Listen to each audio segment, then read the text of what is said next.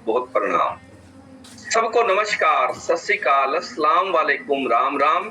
आप सभी को राधा स्वामी, राधे राधे, जय श्री कृष्णा, जय जिनेन्द्र, नमो बुद्धाय, ओम शांति, जय सच्चिदानंद।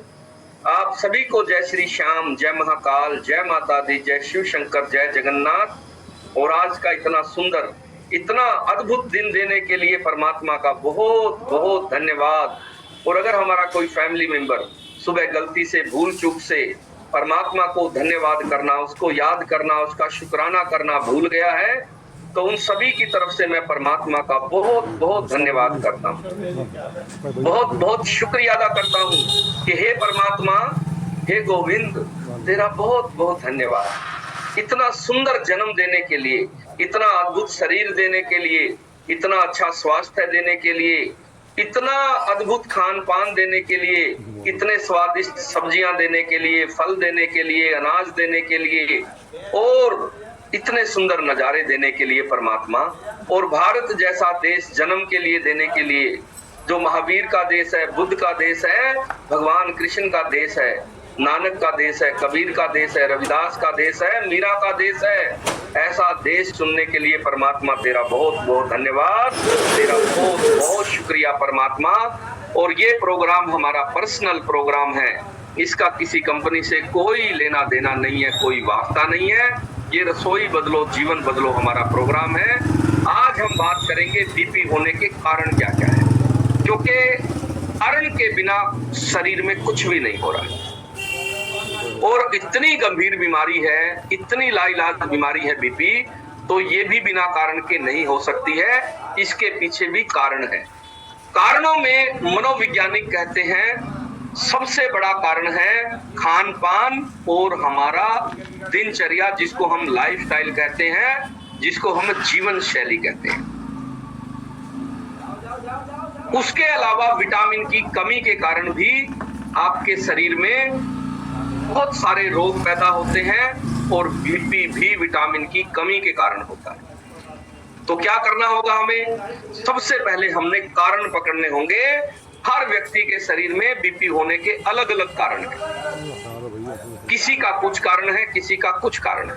आपको अपने जीवन शैली से, अपने खान पान से, अपने रहन सहन से मूल चीज को पकड़ना है, जड़ को पकड़ना है कि आपके शरीर में क्यों ये दिक्कत आई है। तो सबसे पहले वैज्ञानिक कहते हैं खान पान जिम्मेदार है। खान पान में कौन कौन सी चीजें? तो वैज्ञानिक कहते हैं कि आपके खान पान में अगर नमक की मात्रा ज्यादा है, यानी नमक के अंदर एक तत्व मिलता है सोडियम, सोडियम की वजह से आपको, सोडियम की अधिकता की वजह से बीपी के मरीज आप हो सकते हैं, आपका बीपी हाई रहेगा। इसीलिए आपने देखा होगा जिनको एक बार बीपी हो जाता है तो डॉक्टर सबसे पहले कहता है कि भैया नमक बंद करो या नमक को कम करो। लेकिन नमक की सिचुएशन क्या है भारत की, पता आपको? आप बड़े हैरान हो जाएंगे आंकड़ों को देख के। दुनिया का 70% नमक भारतीय लोग खाते हैं। WHO ने आंकड़ा दिया था, दुनिया का 70% नमक भारतीय खाते हैं, मतलब हम इतना ज्यादा नमकीन खाते हैं। आप नक्शा देखना पूरी दुनिया का, दुनिया कितनी बड़ी है और भारत का कितना हिस्सा है दुनिया के प्रतिशतता में, लेकिन हम 70% नमक खाते हैं और पूरी दुनिया मात्र 30% नमक खाती है। मैंने बहुत सारे देशों की यात्राएं की और मैंने देखा कि वो लोग इतना कम नमक खाते हैं कि हमें लगता है कि ये नमक डालना ही भूल गया है। एक बार हम सिंगापुर में थे और हमने कुछ खाना लिया और मैंने पूछा उससे कि भैया इसमें आप नमक डालना भूल गए? उन्होंने कहा नहीं, नमक तो हमने डाला था। मैंने कहा थोड़ा और दो नमक, तो मैंने नमक लिया और थोड़ा डाला, उसके बावजूद भी टेस्ट नहीं आया, तो मैंने उनसे और नमक की डिमांड की कि और नमक दो थोड़ा, तो नमक उन्होंने और दिया। उसके बाद उससे भी काम नहीं चला, तो मैंने तीसरी बार जब कहा कि ये नमकदानी मेरे को ही दे दो भैया, तो उसने कहा यू आर इंडियन? मैंने कहा हाँ, यस। तो पूरी दुनिया में सबसे ज्यादा नमक भारतीय लोग खा रहे हैं। और नमक की अधिकता के कारण बीपी होने का एक बहुत बड़ा कारण है। और नमक सिर्फ ये मत सोचना कि हम सिर्फ सब्जियों में ही नमक खा रहे हैं, उसके अलावा भी हम नमकीन चीजें दिन भर खाते रहे। जैसे मिसाल के तौर पे लोग चाय पिएंगे, साथ में भुजिया खाएंगे, इतना नमक है उसमें, क्योंकि उसका नाम ही नमकीन है, वो नमक ही उसमें ज्यादा है। उसके अलावा जिन चीजों में नमक नहीं भी था, उनमें भी हमने नमक डालना शुरू कर दिया।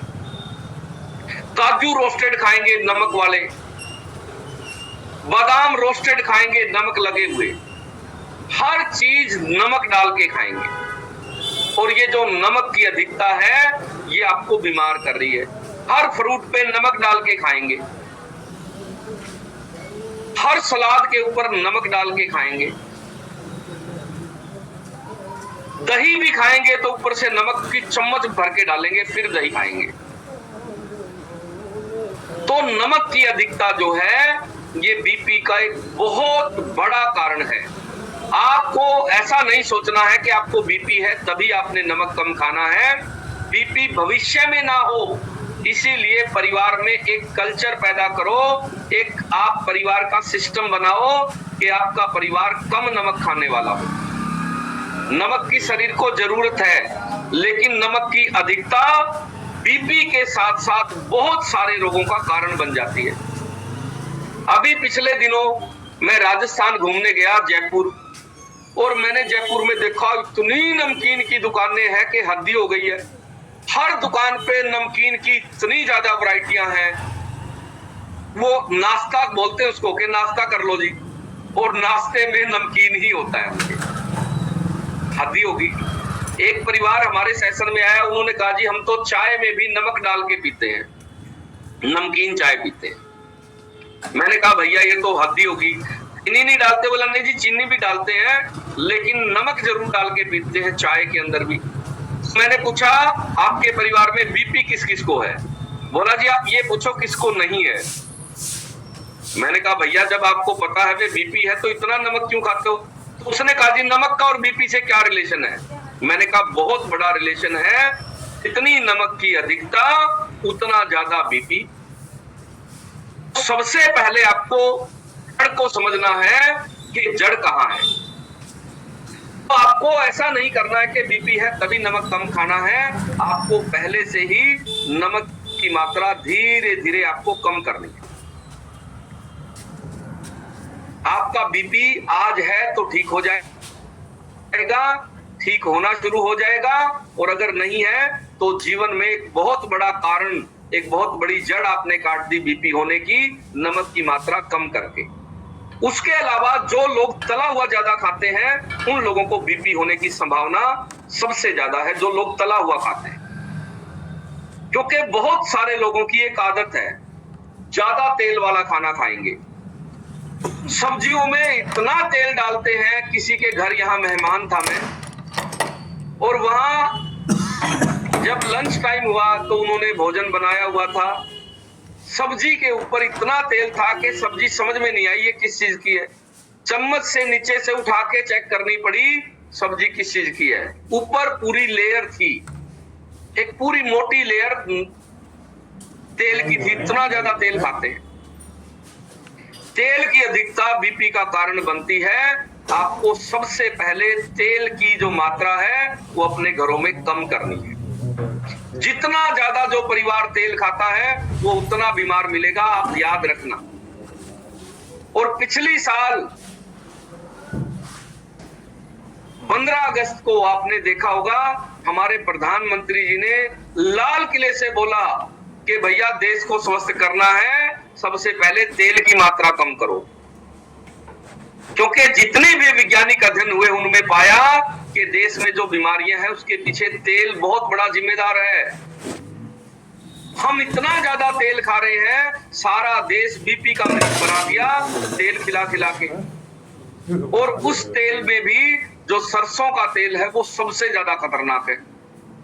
आपको जानकर बड़ी हैरानी होगी, यूरोप कितना बड़ा है, अमेरिका कितना बड़ा है, और वो देश सरसों का तेल नहीं खाते। वहां बैन है, आप बेच नहीं सकते सरसों का तेल, खाते ही नहीं वो। उसके पीछे एक वैज्ञानिक आधार है। सरसों के तेल में एक एरोसिक एसिड नाम का तत्व है, और वो एरोसिक एसिड हृदय की बीमारियां लाने में, बीपी का मरीज बनाने में सबसे बड़ा रोल अदा कर रहा है, और आपको पता भी नहीं चल रहा है कि आपकी रसोई ही आपको बीमार कर रही है। और लोगों का इसलिए इलाज नहीं होता क्योंकि प्रॉब्लम रसोई में है, इलाज डॉक्टर के पास ढूंढ रहे हैं।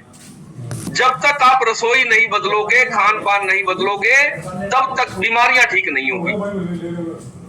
तो क्या करना है?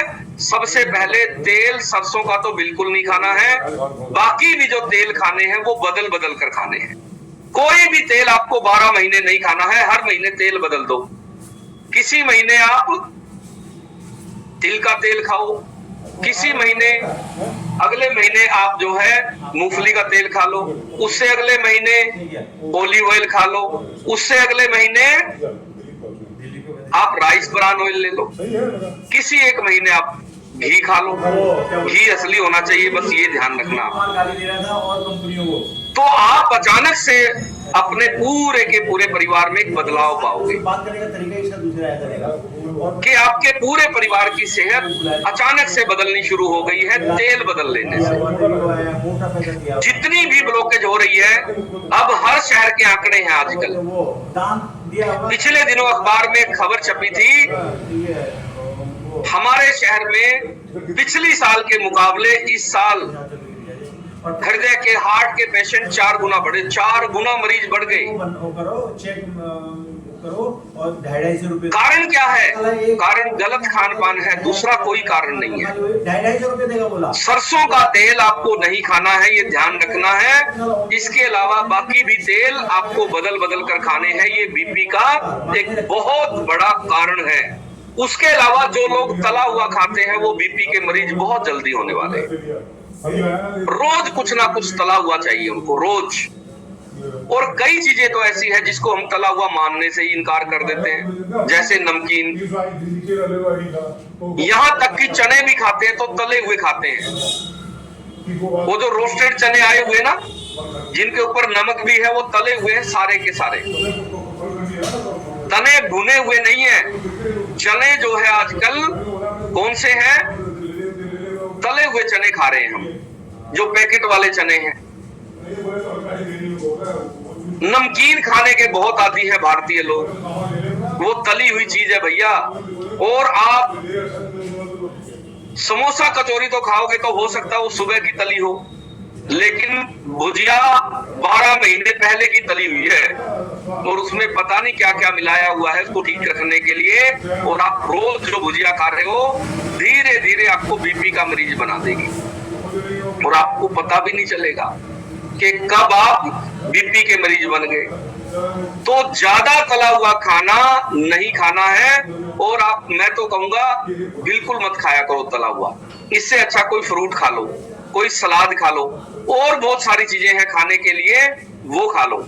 इसके अलावा आप जो है अगर खान पान में फास्ट फूड ज्यादा खा रहे हैं तो भी आपको बीपी का मरीज होने से कोई नहीं बचा सकता। और आज की जो हमारी पीढ़ी है वो सबसे ज्यादा फास्ट फूड खा रही है। ये एक बहुत बड़ा कारण है बीपी होने का। ये नसों को भी नुकसान पहुंचाता है और हमें बहुत सारे रोगों से पीड़ित करता है। उसके अलावा एक और बहुत बड़ा कारण है भारत में, और वो है ओवरवेट होना, वजन का अधिक होना। जो लोग भी ज्यादा वजन से पीड़ित हैं, उन लोगों को बाकी बीमारियों के साथ साथ वैज्ञानिक कहते हैं कि बीपी होने की संभावना सबसे ज्यादा है। और बीपी एक बार हो जाए तो कुछ बीमारियां वो साथ लेके आता है। जैसे शुगर अकेली नहीं आती, शुगर बीपी को साथ लेके आती है, और बहुत सारी बीमारियां साथ लेके आती है। ठीक वैसे ही बीपी भी अकेला नहीं आता, बीपी साथ में शुगर को भी लेके आएगा। आपने देखा होगा लोग 2 बीमारियों को साथ साथ बोलते हैं, कहते हैं जी मुझे बीपी शुगर है। आप कई बार हैरान होते हैं कि बीपी शुगर दोनों एक ही बीमारी का नाम है क्या? नहीं, बीमारी अलग अलग है, लेकिन ये भाई बहन की तरह है। या तो आपको पहले शुगर हो जाएगी, बीपी बाद में ले ही आएगी, वो साथ में ही आएगा। अगर आपको बीपी पहले रहना शुरू हो गया तो शुगर साथ में ले ही आएगा बीपी, क्योंकि इनका भाई बहन का रिश्ता है। तो अगर आपको बीपी रहना शुरू हो गया है और आपने अगर खान पान में बदलाव करके, अपने विटामिन पूरे करके, अपने लाइफस्टाइल में बदलाव करके अगर बीपी को रोक लिया, तो फिर शुगर से भी आप निजात पालोगे, शुगर नहीं होगी। और अगर बीपी आपका ज्यादा रहा तो धीरे धीरे शुगर की संभावना बढ़ जाएगी और फिर ये दो रोग हो जाएंगे इकट्ठे, और उसके बाद धीरे धीरे शरीर बहुत कमजोर पड़ जाता है। क्योंकि बीपी हार्ट को कमजोर कर देता है, नसों को कमजोर कर देता है, और शुगर सारे के सारे ऑर्गन को कमजोर कर देती है। लीवर को कमजोर कर देती है, फेफड़ों को कमजोर कर देती है, आंखों को कमजोर कर देती है, किडनी को कमजोर कर देती है। तो बीपी को नॉर्मल बीमारी नहीं समझना है, ये बड़ी खतरनाक बीमारी है, क्योंकि ये सारे के सारे ऑर्गन को प्रभावित करने के साथ साथ आपके हृदय को कमजोर करती है, हार्ट को कमजोर करती है। तो बीपी होने का एक कारण है मोटापा, यानी कि अगर आपका वजन ज्यादा है तो आपको बीपी होने की संभावना है। क्या करना है? खान पान में बदलाव करना है। आपने कार्बोहाइड्रेट कम लेना है, फैट वाली चीजें कम लेनी है, पशुओं से प्राप्त होने वाली चीजें कम करनी है, जिसमें दूध है और घी है, मलाई है, पनीर है, बहुत सारी चीजें ऐसी है जो आप अच्छे स्वास्थ्य के लिए खा रहे हैं और वो मोटापे का कारण बन जाती है।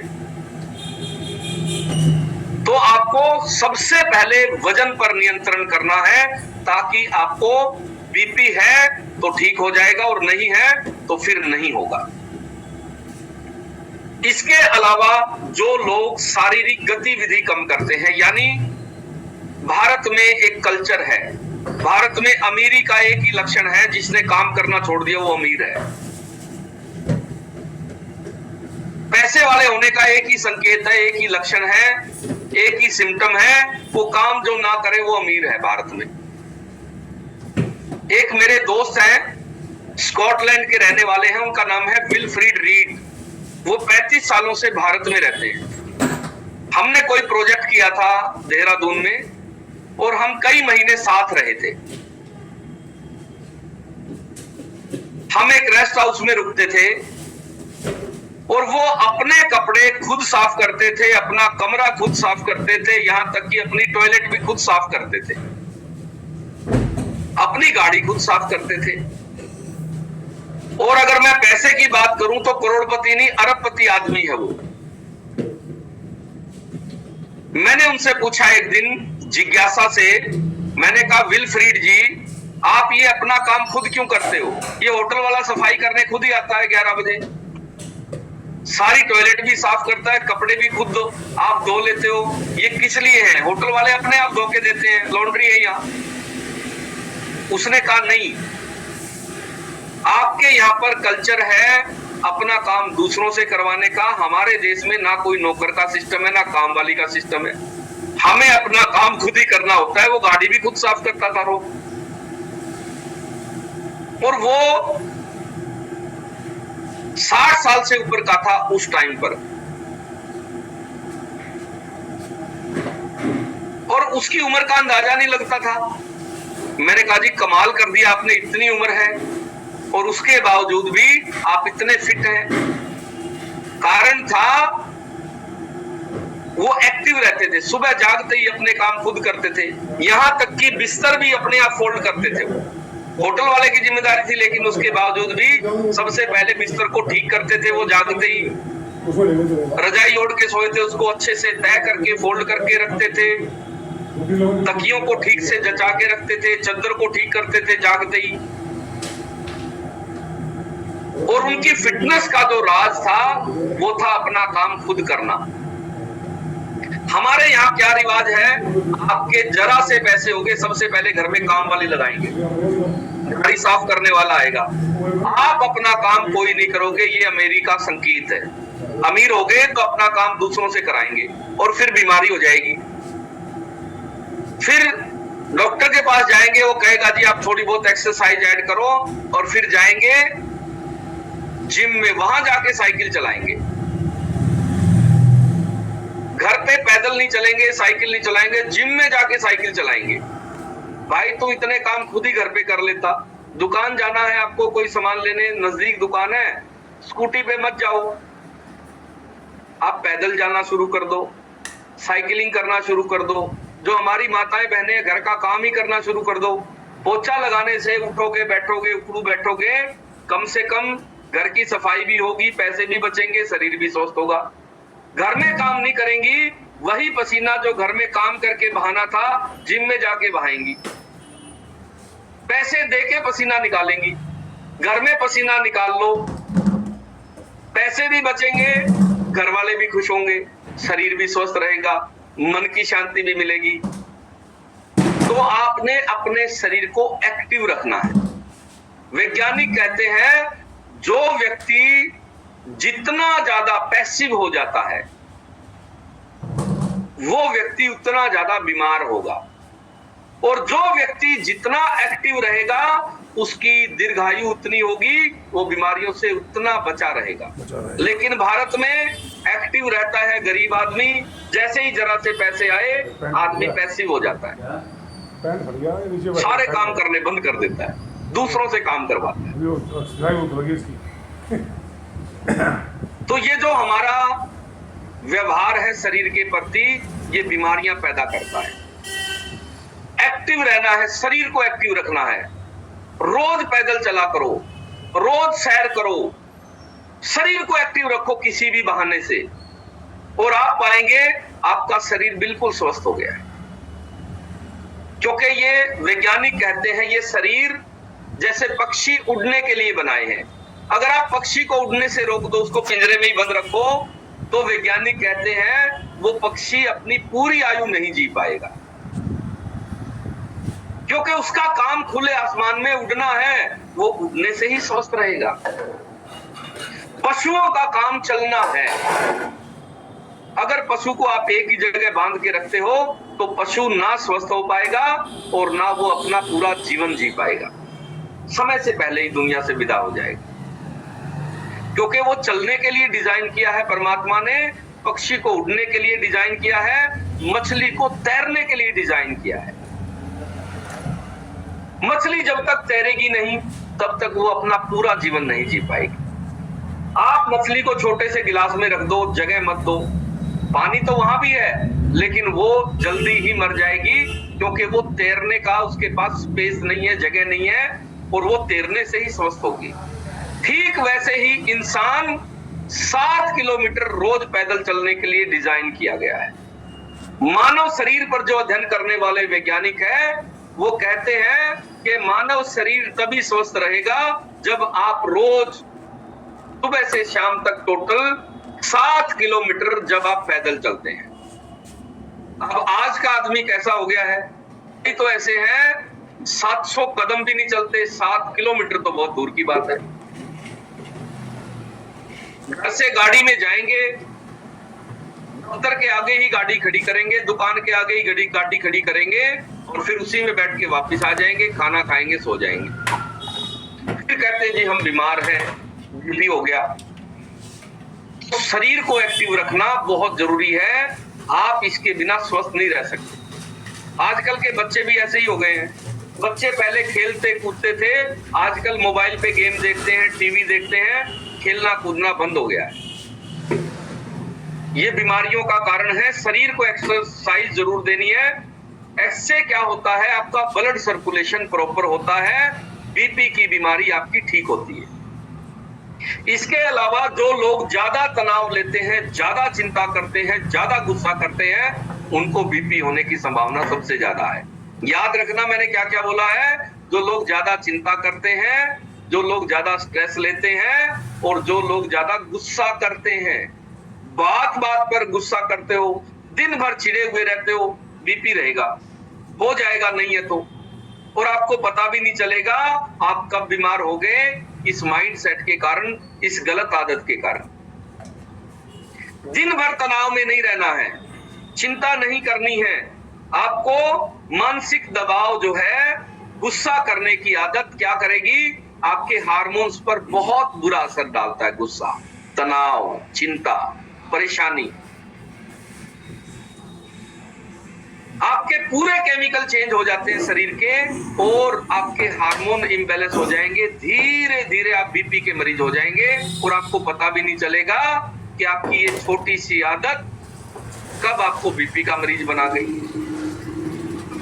चिंता कभी ना करें, हमेशा परमात्मा को धन्यवाद दें, परिस्थितियों को अपने अनुसार चलाने की कोशिश ना करें।